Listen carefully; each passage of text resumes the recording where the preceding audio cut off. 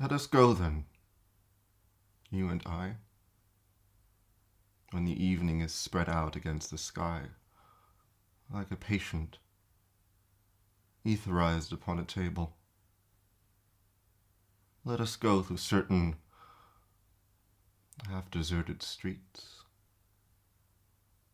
the muttering retreats of restless nights in one-night cheap hotels, and sawdust restaurants with oyster shells. Streets that follow like a tedious argument of insidious intent, to lead you to an overwhelming question. Oh, do not ask, what is it? Let us go and make our visit. In the room, the women come and go. Talking of Michelangelo. The yellow fog that rubs its back upon the window panes. The yellow smoke that rubs its muzzle upon the window panes. Licked its tongue into the corners of the evening. Lingered upon the pools that stand in drains. Let fall upon its back the soot that falls from chimneys, slipped by the terrace, made a sudden leap. And seeing that it was a soft October night, curled once about the house and fell asleep.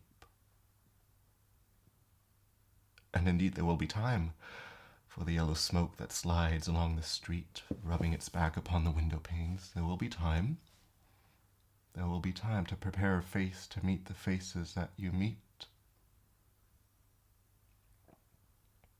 There will be time to murder and create, and time for all the works and days of hands that lift and drop a question on your plate.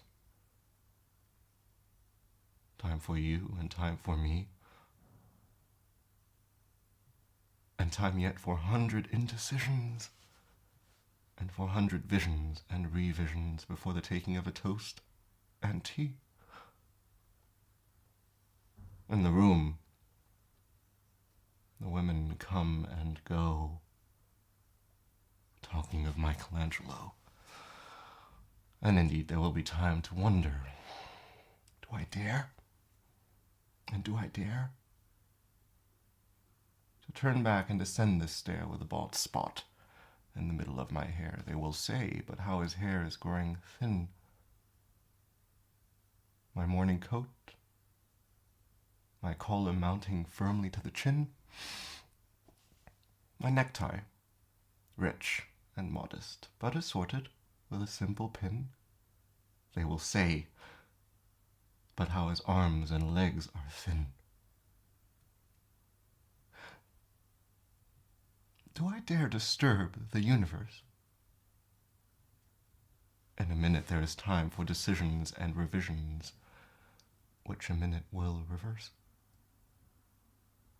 For I have known them all already, known them all. I have known the evenings, mornings, afternoons. I have measured out my life in coffee spoons. I know the voices dying with a dying fall beneath the music from a farther room. So how should I presume? And I have known the eyes already, known them all. Eyes that fix you in a formulated phrase. And when I am formulated, sprawling on a pin, when I am pinned and wriggling on the wall, then how should I begin to spit out all the butt ends of my days and ways, and how should I presume? For I have known the arms already, known them all. Arms that are braceleted in white and bare, but in the moonlight, downed with light brown hair. Is it perfume from a dress that makes me so digress? Arms that lie along a table or wrap about a shawl, and should I then presume? And how should I begin? Shall I say, I have gone at dusk through narrow streets and watched the smoke that rises from the pipes of lonely men in shirt sleeves, leaning out of windows.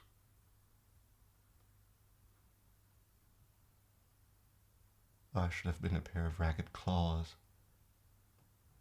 scuttling across the floors of silent seas. In the afternoon, the evening sleeps so peacefully, smoothed my long fingers asleep, tired. Or it malingers, stretched on the floor here beside you and me. Should I, after tea and cakes and ices, have the strength to force the moment to its crisis?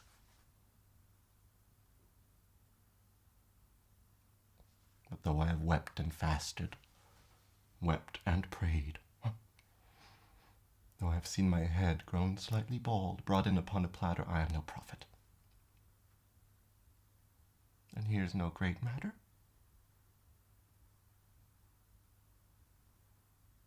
I have seen the moment of my greatness flicker, and I have seen the eternal footman hold my coat and snicker, and in short, I was afraid.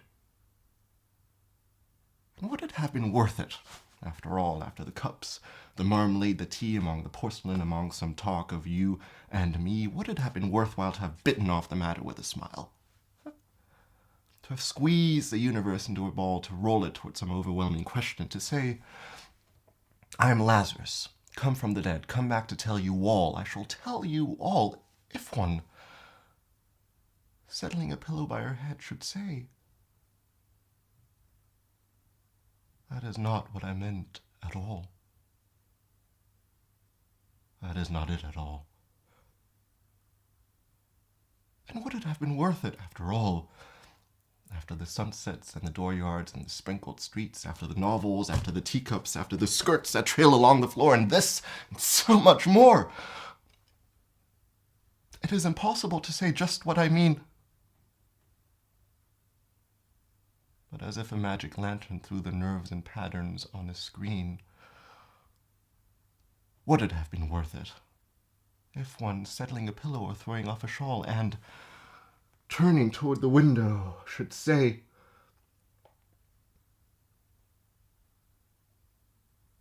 that is not it at all. That is not what I meant at all. No.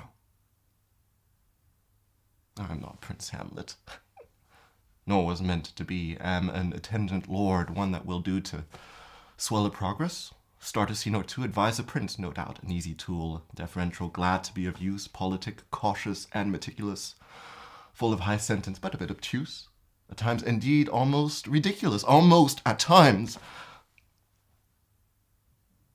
the fool.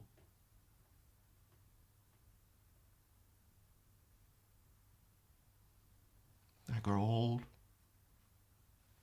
I grow old. I shall wear the bottoms of my trousers rolled. Shall I part my hair behind? Do I dare to eat a peach? I shall wear white flannel trousers and walk along the beach. I have heard the mermaids singing, each to each.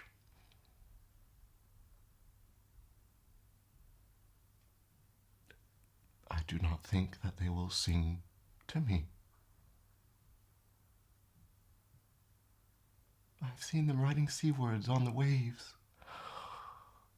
combing the white hair from the waves blown back when the wind blows the water white and black.